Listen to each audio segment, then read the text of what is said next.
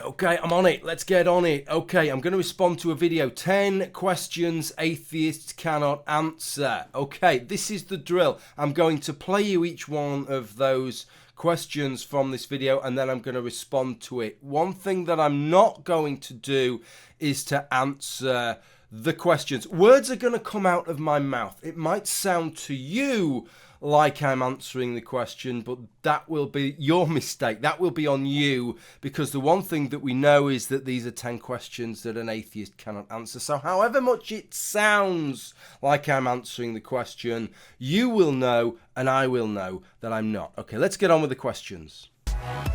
Do you really believe that science is the only answer to all of life's questions?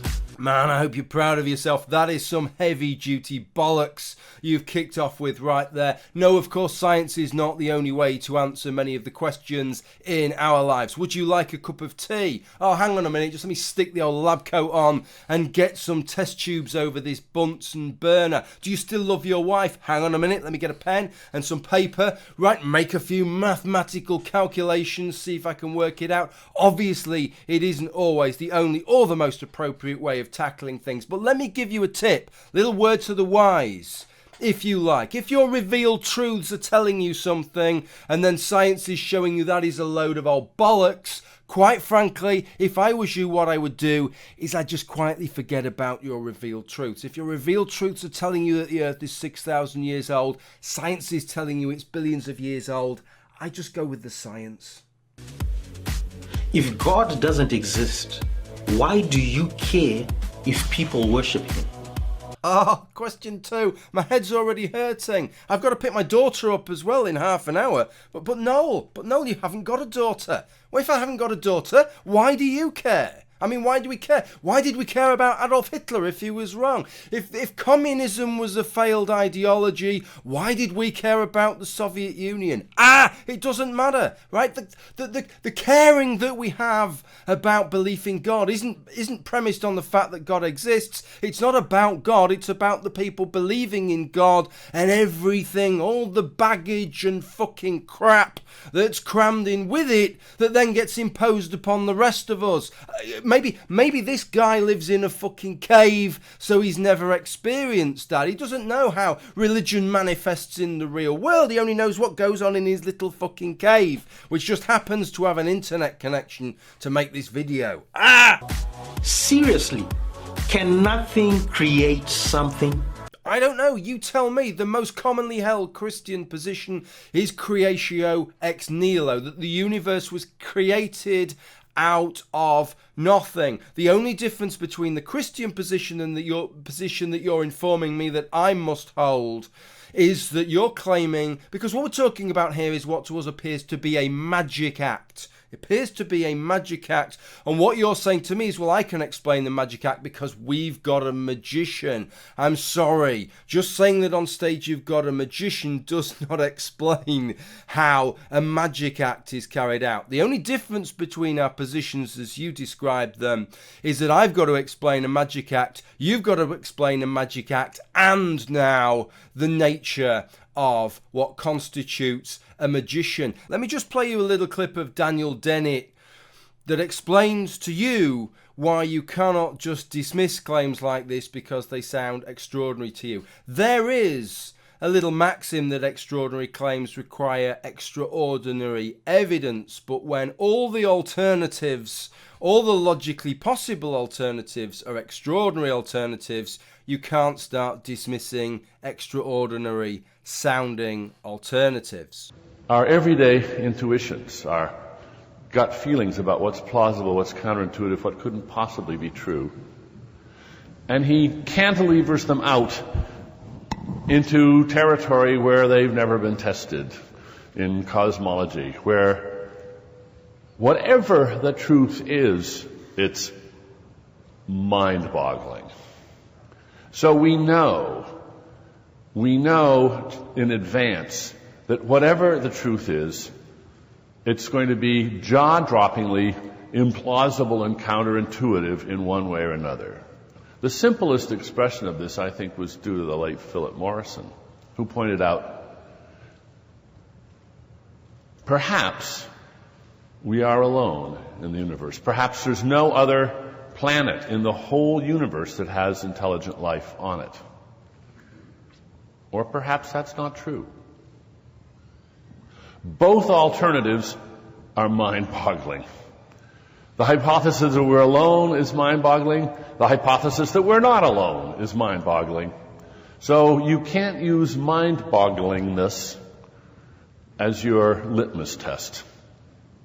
The truth is going to be very hard to believe.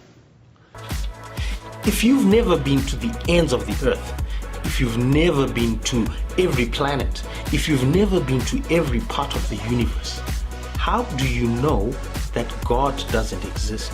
Because logical and or scientific impossibility, that is why. Look, let me give you an example, right? Have you been to the bottom of the seabed, the deep, deep ocean, the abyssal plain, a mile under the surface of the ocean? No, you haven't, right?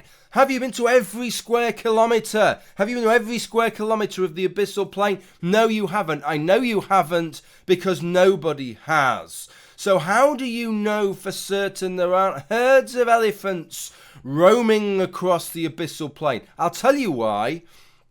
Because you know certain things about the conditions down there, and you know certain things about elephants, and you know that it would be impossible for an elephant to exist under those conditions. That is why you don't have to visit every bit of the abyssal plain to know that there aren't herds of elephants sweeping across it, right? That is why. And it's exactly the same thing here. You, as a Christian, Christians have given me the characteristics of your God, and I know that that makes your God a logical impossibility, and it also makes it a physical impossibility that your God could exist within our universe. I just don't even know where this is coming from you, though, because Christians don't believe there's just some planet out there with a little tent pitched and God's inside. They believe that God transcends the universe. So your question doesn't even make any sense from a Christian perspective. What is the origin of life? Do you know, I don't know the answer to that one. I don't know that we'll ever definitively know the answer to that one, and I'm not even sure there is an answer to that one. Why don't I think we'll definitively know the answer to that one? Because that is just the nature of things that happened in the past, that I'm afraid it's just a simple fact that a lot of them are consigned to history. We will never know. We will only know what the alternatives are. If I said to you, your great-great-great-great-great-great-grandmother, what did she have for breakfast on her 21st birthday? You won't be able to tell me because that is lost to history. That doesn't mean she didn't have any breakfast. The best thing that we can do is think, well, what are the alternatives? What were people eating at the time? What were people having for their morning meal at the time? And to suggest that these are some of the possibilities that she may have had. And we'll never go any further than that. And I'm afraid in terms of the origin of life, it may well be that that is as far as we can ever go. We can only suggest the kinds of circumstances. We can never definitively say. And as I say, it might be that there isn't even a definitive answer because there won't be some sudden moment of life. What you'll be going from is very simple replicating molecules that we wouldn't describe as being alive through more a series of more complex both forms of organism and also forms of replication through RNA stages, through eventually maybe a long way down the line getting to high fidelity replicators like DNA like we have today. And there won't be a certain point where we can say, whoa, yes, this is the moment where we're going to describe it as life. All we can say is, well, at this point we definitely describe it as life, and at this point we probably wouldn't. And so in this smear in between of replicating things, right, this is kind of in this great big smudge that's maybe took millions or tens of millions of years, this is where it has occurred. If humans are animals, then where does our sense of justice, where does our sense of morality, where does our sense of what's right and what's wrong come from? Question back. If chimpanzees are just animals, where does their sense of justice come from? If capuchin monkeys are just animals, where does their sense of justice come from? I can't answer these questions. I'm an atheist, and these are questions that atheists cannot answer, apparently. But if I could answer them, I'd probably say something like, these are all social primates, just as we are, and that maybe they have evolved a sense of justice to help govern their social relationships. Just a thought. If you were given irrefutable evidence that the God of the Bible is real, would you become a Christian? What a bizarre question. I mean, I can't answer it, obviously, because these are questions I can't answer. But whilst not answering the question, what I would say is, well, yeah, if I had irrefutable evidence that the God of the Bible, and I'm assuming by that you mean irrefutable evidence also that Jesus is the Son of God and God in some kind of bizarre familial relationship there, existed and was the Jewish Messiah, then that would fulfill the criteria to be a Christian. A Christian is somebody who believes that Jesus is the Jewish Messiah. So yes, then I would be a Christian because I would believe those things. But if it was just irrefutable evidence of a biblical type God, but the Jesus bit didn't kick in, then I'd believe in a biblical type God, but without the specifically Christian bit. Does that answer your question? I don't know. Probably not, because these are questions that I can't answer, obviously. Tell me something. If evolution is real, and if evolution is really happening, how come there are no transitional forms that we can observe?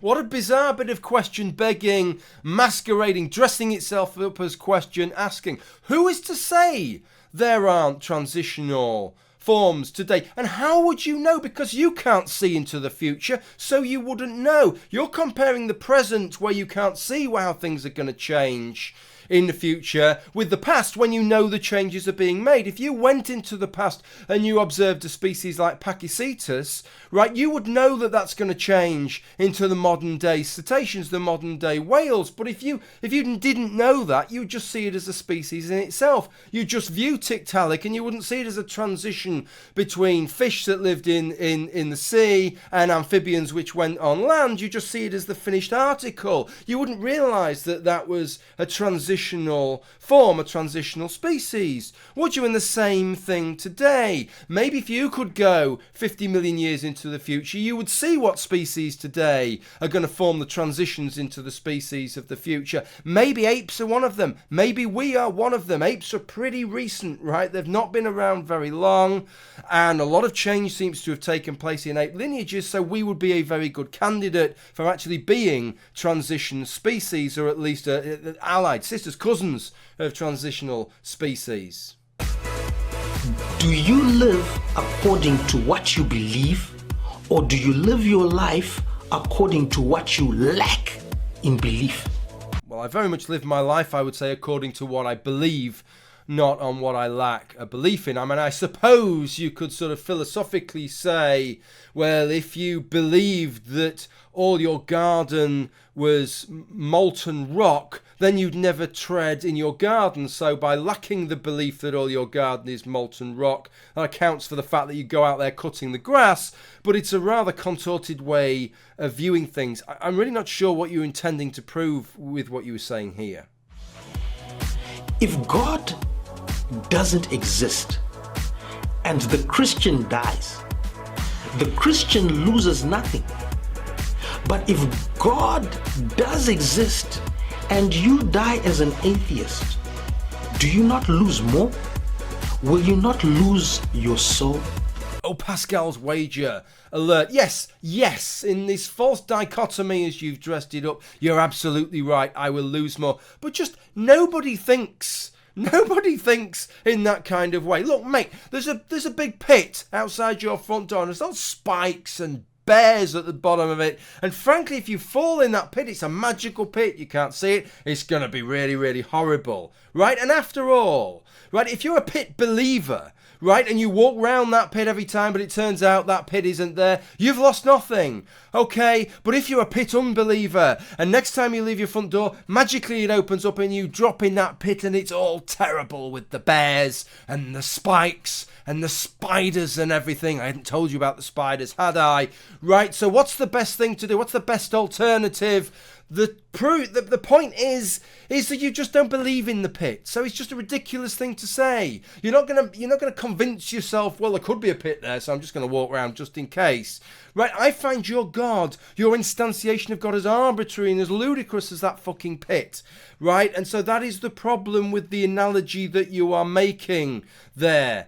I'm afraid it just doesn't convince me. Unless I believe in it, I'm not gonna take that leap. And it's not as if it's without consequence. If you walk round that pit every time, it's a bit of a pain in the arse, but it's nowhere near as much of a pain in the arse as adopting a religion that you don't actually believe, because there are so many moral and cultural mandates and things that you have to do and can't do that you regard as an absolute load of bollocks, restrictions that are placed on you that seemingly don't make any sense, right? It's not just a say, yeah, I believe in God, that's the end of it. It doesn't just end there, does it? And then just carry on living your life in a way that makes the most sense to you.